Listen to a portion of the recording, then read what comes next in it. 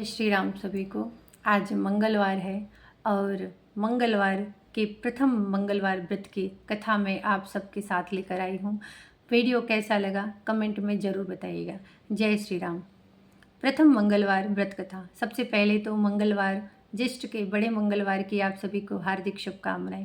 एक समय की बात है, एक ब्राह्मण दंपति की कोई संतान नहीं थी, जिस कारण वह बेहद दुखी थे।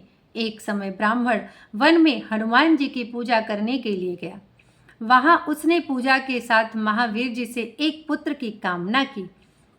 घर पर उसकी स्त्री भी पुत्र प्राप्ति के लिए मंगलवार का व्रत करती थी। वह मंगलवार के दिन व्रत के अंत में हनुमान जी को भोग लगाकर ही भोजन करती थी। यह उसका नियम था हर मंगलवार को। एक बार व्रत के दिन ब्राह्मणी ना भोजन बना पाई और ना ही हनुमान जी को भोग लगा सकी। उसने प्रण किया कि वह अगले मंगलवार को हनुमान जी को भोग लगाकर ही भोजन करेगी। वह पूरे एक हफ्ते ऐसे ही बिना भोजन के निर्जल रह गई। वह भूख प्यासी 6 दिन तक पड़ी रही। मंगलवार के दिन वह बेहोश हो गई। हनुमान जी उसकी निष्ठा और लगन को देख करके बहुत प्रसन्न हुए।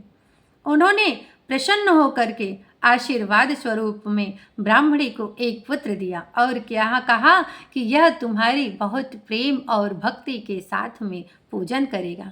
बालक को पाकर के ब्राह्मणी अति प्रसन्न हुई। उसने बालक का नाम भी मंगल रख दिया।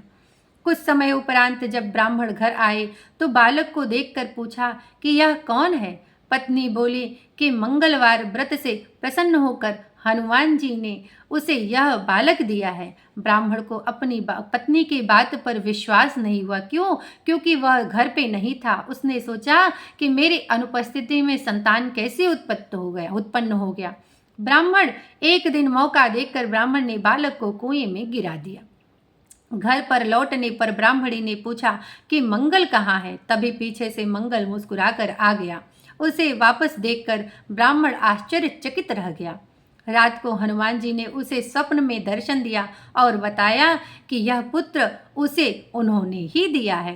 हनुमान जी की बात को जान करके सुन करके ब्राह्मण ने सत्य जानकर बहुत खुश हुआ और वह बाद में हनुमान जी से क्षमा याचना करने लगा। प्रातःकाल उठकर उसने अपनी संतान से भी क्षमा मांगी। इसके बाद ब्राह्मण दंपति प्रत्येक मंगलवार को व्रत करने लगे। जो मनुष्य मंगलवार का व्रत कथा को पढ़ता है या सुनता है और नियम से व्रत रखता है, उसे हनुमान जी की कृपा से सब कष्ट दूर हो जाते हैं, सर्व सुख प्राप्त होता है और हनुमान जी की दया से उनके घर में किसी भी चीज की कोई कमी नहीं रहती है और हर प्रकार से सुख संपत्ति और संपदा छाई रहती है। मंगलवार का व्रत करें। प्रातः स्नान आदि करके स्वच्छ और लाल वस्त्र पहने। हनुमान जी के लिए चमेली के तेल का दीपक जलाएं और उन्हें चमेली के तेल का ही सिंदूर मिला करके उनका लेपन करवाएं।